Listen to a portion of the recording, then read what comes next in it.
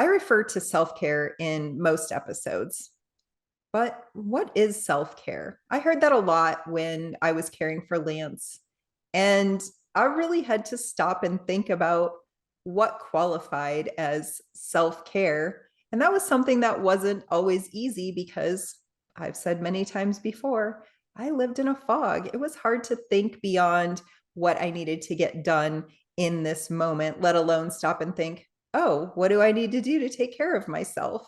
So Jenna's here to dig into this topic with me a little bit. Well, hello. I love talking about this because I think it's so important and also, I would say, a little misrepresented in our culture.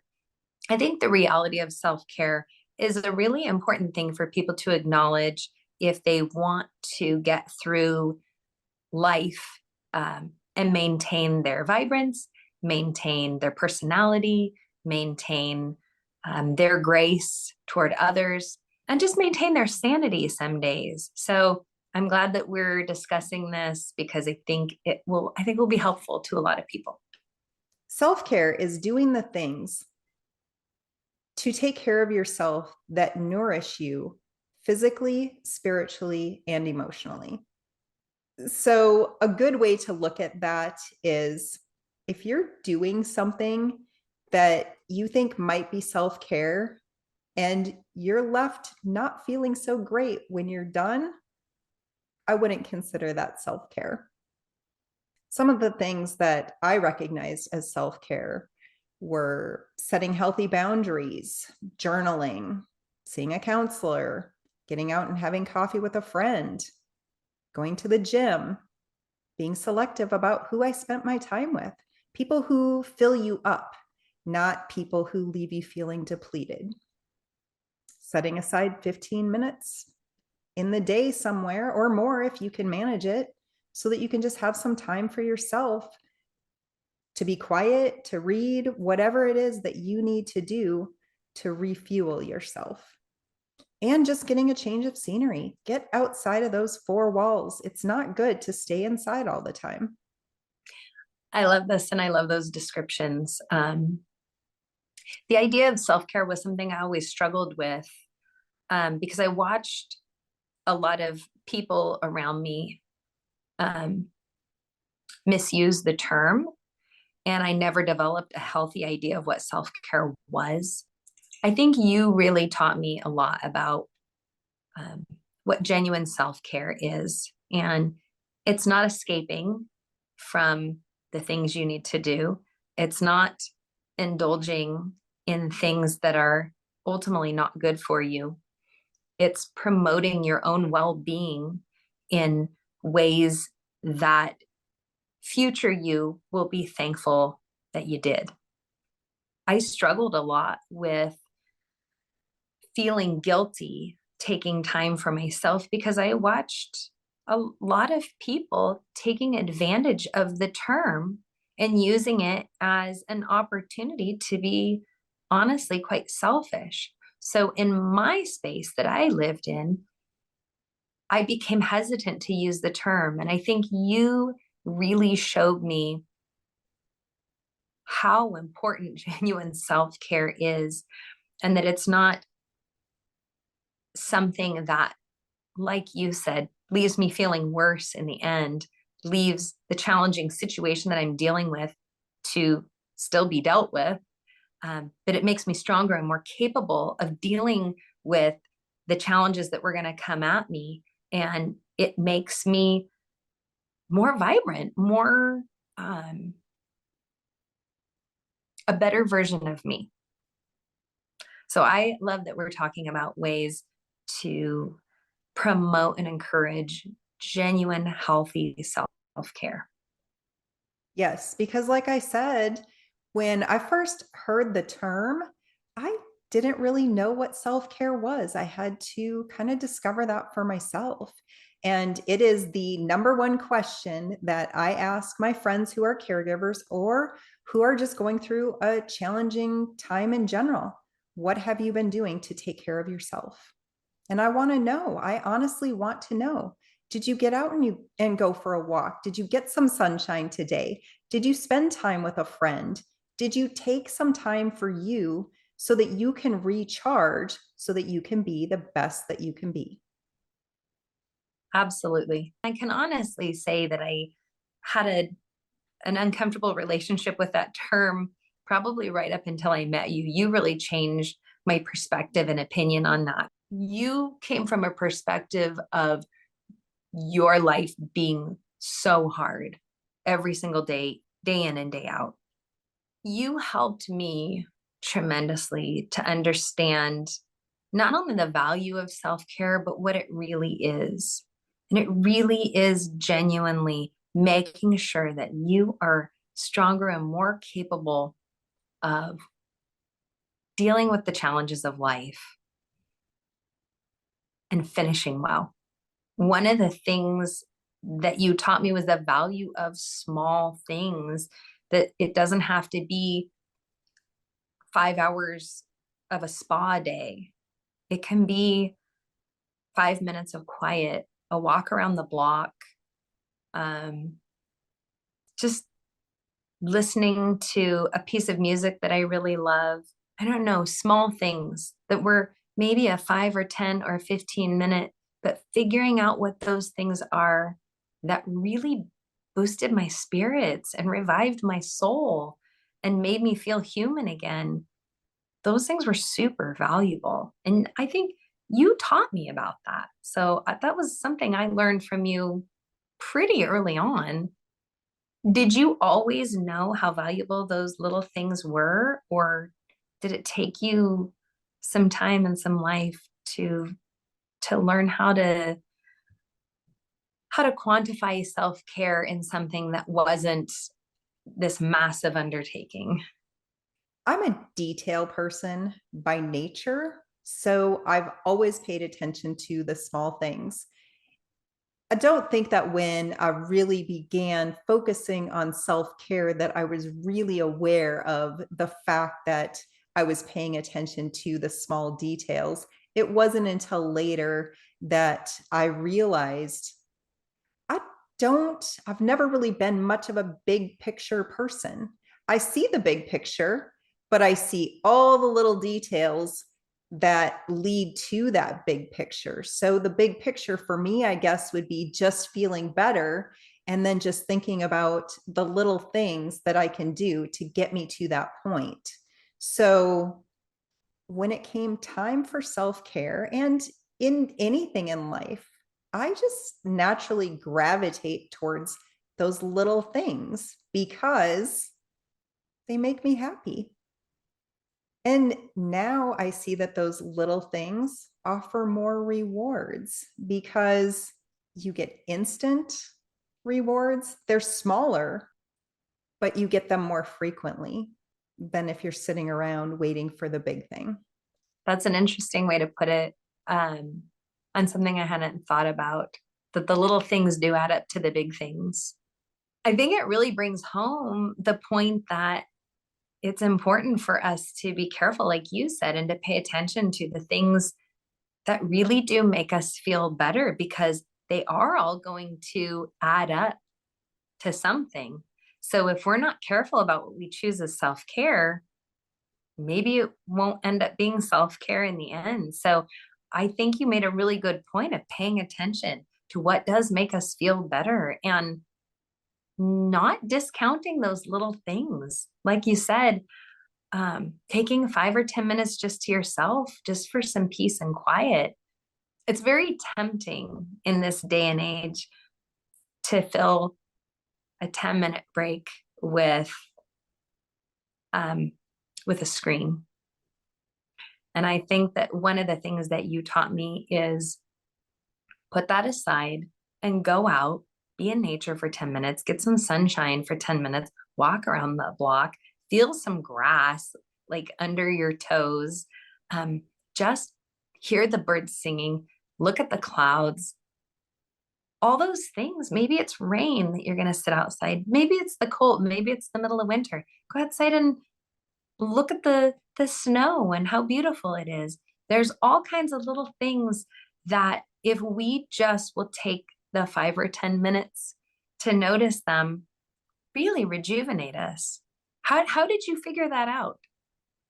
I think, like I said, it's just the way that I've always been. I've always loved nature. I've always loved being active. I grew up not we didn't watch TV when I was a kid. We went years without even having a TV. I've got 6 siblings and we lived in a small house and my parents would send us outside to play.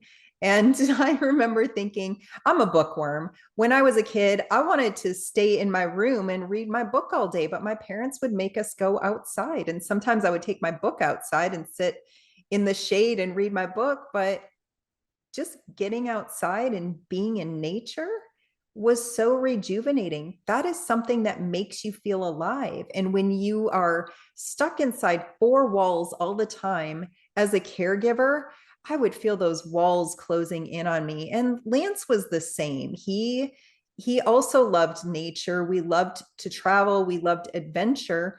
And as our world became smaller, it was harder to get out and do all the things that we wanted. But even just putting him in the wheelchair and pushing him around the neighborhood, even though I was still taking care of him, that was self-care for both of us because he didn't have the opportunity to do that for himself. So that was one of the easiest things for me to do. I could just step outside on my back patio because I had nature right there. But then going to the gym too, that was something that for a while I felt like, I have to do this. But as soon as I worked out, I felt better. And then it made me want to work out again the next time. It was all those little things that added up. And I don't know that I ever really figured it out. I just was aware of myself and I knew, even though I lived in a fog, I was aware enough that these were things that made me feel, even if it was just a little bit better, it was still better. I love that. And I think for those times when you can't necessarily get outside for whatever reason, maybe it's just not feasible. Maybe you live, in a more urban environment where you can get outside, but maybe it's louder and smellier and dustier or whatever than being inside. And so maybe that's not as nourishing to your soul. But I think just even doing something like listening to a piece of music that you haven't listened to in a long time, reading some poetry or a chapter from your very favorite book. Um, Maybe it's journaling. You've mentioned that so many times and how helpful that was to you. Just journaling for 5 or 10 minutes can be super helpful and just lift your spirits. It gets things out that need to come out. Maybe it's having a cup of your favorite tea. Maybe it's just doing some stretching or a couple of yoga poses in your living room that take 5 minutes. You don't have to do an hour of yoga. Maybe 5 minutes will be helpful. And quite frankly, I always feel better after just even that. So I think it's really being intentional. We've talked about that a lot, but also paying attention to what does make you feel better. So important. And I think one of the other things that is important to understand is that some things are going to fill your cup more on an emotional or psychological level, and some things will make you feel better on a physical level, just from a pure physiological standpoint. And understanding that there needs to be a balance of the two. You have to take care of your body and you have to take care of your emotional and psychological well-being. Were you always able to differentiate between those two and find a good balance, or was that something you had to learn?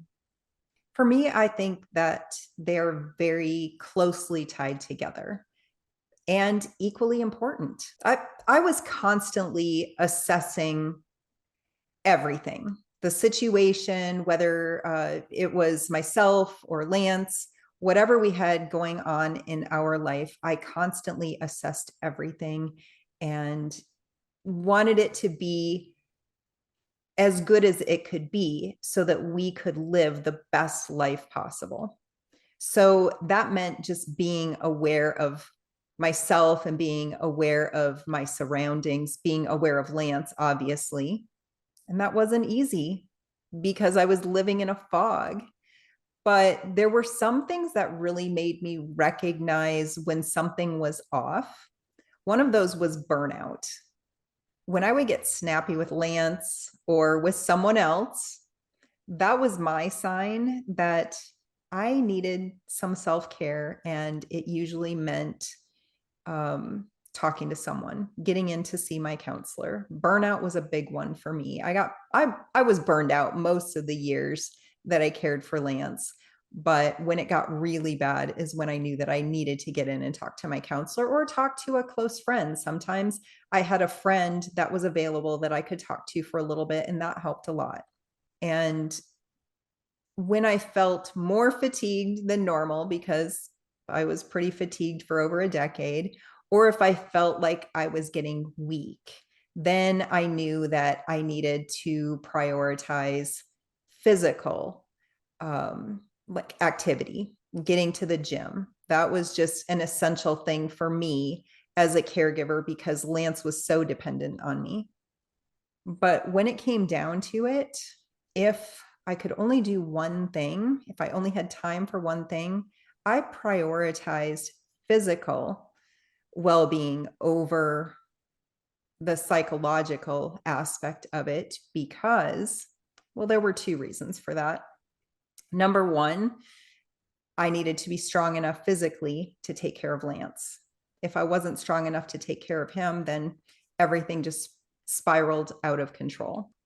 And number two, physical self care, exercise has a positive psychological effect. And so I would kill two birds with one stone.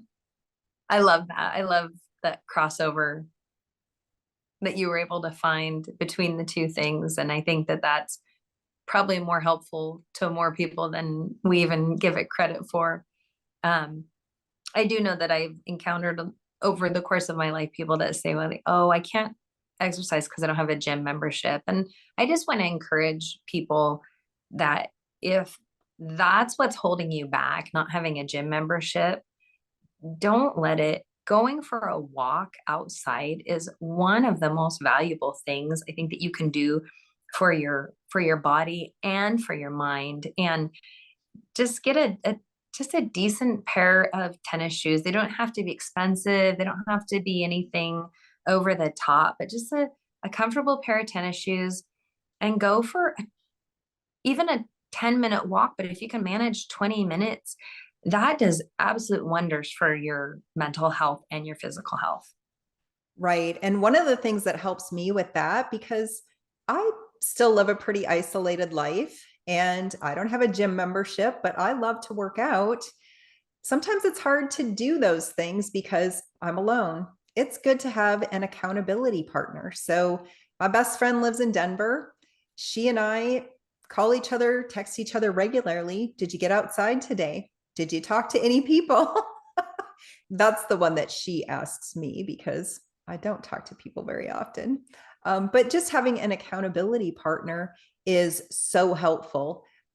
It really does help you stay on track with those things that do help keep you healthy. It's so funny. I think about the term self-care and it's so good to integrate that into your life. And I think one of the criteria that I have always used, and you brought this up, do you feel better at the end of it? Does it actually help you to face the challenges of life and be stronger for whatever ups and downs are ahead of you? And sometimes the thing that's better for you, that self care, isn't the obvious answer. It's the going for a walk instead of sitting on the couch and scrolling through your phone. It's the having a nutritious meal as opposed to having donuts. It's the things that make you feel better in the end, and it's the things that future you will thank now you for having done. That's been my criteria as I've gotten older, is what will future me think about now me doing this? Right. That's a good way to look at it too. I didn't have a lot of time when I was caring for Lance. We've talked about that often. And so I really had to be focused on those things that kept me healthy. But there were times when I did find a little bit of extra time and I would do one of those other things. Like you said, getting donuts. I love donuts. I only get donuts about maybe once every 2 or 3 years.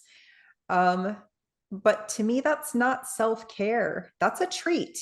And there's a difference between self care and getting a treat. Absolutely. That's a really good distinction. And those treats are important, but they have to be the exception and not the rule. It has to be it has to actually be a treat. I think by definition is something that is not something you would normally do. So that's a good distinction between those two things. And like you said, sometimes the treat is the self-care, but it has to be a one-off, has to be the exception for it to, I think, really um, be useful in that capacity. Right. Just the occasional thing, because true self care is the things that nourish you physically, spiritually, and emotionally, like we said at the beginning. Well, thank you so much for joining me for this conversation, Jenna. I really appreciate it, and I will see you next time. All right, I'll see you next time. Thanks for having me. Bye.